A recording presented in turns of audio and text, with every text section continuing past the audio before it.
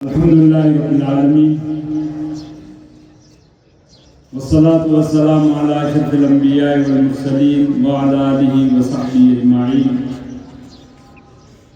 بسم اللہ الرحمن الرحیم. کل نفس ذائقۃ الموت کل من علیہا فان. صدق اللہ وصدق رسولہ النبی الکریم. میرے واجب الاحترام حضرات علماء کرام، برادران اسلام، آج ہم سب ہمارے دل مغموم ہیں کہ ہم ایک اپنے بہترین دوست، بہترین بھائی، ایک بہترین رہنما وہ ہم سے بچھڑ گیا ہے اور اپنے خالق حقیقی سے جا ملا ہے. یقیناً موت، اس دنیا سے جانا، یہ رب کا ایک اٹل فیصلہ ہے. جو بھی اس دنیا میں آیا ہے جانے کے لیے آیا ہے، لیکن بعض جانے والے وہ یا تو اپنے گھر والوں کو مغموم کر کے جاتے ہیں، بعض جانے والے اپنے شہر والوں کو مغموم کر کے جاتے ہیں، اور بعض جانے والے اس دنیا والوں کو مغموم کر کے جاتے ہیں.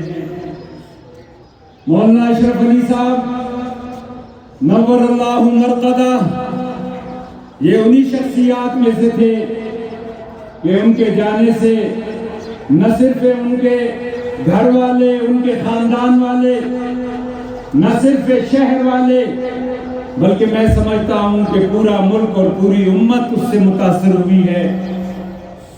یہ وہ خاندان ہے کہ جس خاندان نے حضرت شیخ القرآن نور اللہ مرقدہ کی قیادت و سیادت میں نبی کریم صلی اللہ علیہ وسلم کے دین متین کے لیے ہر محاذ پر قربانیاں دی، اور ان کے بعد ان کے بڑے صاحبزادے قاضی احسان الحق صاحب اور اب مولانا اشرف علی صاحب نے اپنی ساری زندگی اس دین متین کے لیے انہوں نے صرف کی ہے.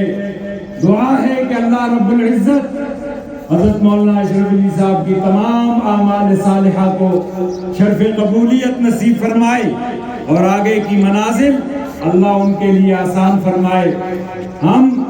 میں اپنے تمام پنڈی اسلام آباد کے تمام علماء کی طرف سے، چاہے وہ جمعیت اہل سنت کے ہیں، چاہے وہ جمعیت علماء اسلام کے ہیں، تمام علماء کی طرف سے میں خانوادہ شیخ القرآن کو یہ یقین دلاتا ہوں کہ یہ تمہارا اکیلے کا غم نہیں ہے، یہ ہم سب کا غم ہے. ہم تمہارے غم میں برابر کے شریک ہیں. اللہ رب العزت حضرت مولانا کے آنے والے لمحات کو، آنے والے درجات کو اللہ بلند فرمائے. وآخر دعوانا الحمدللہ.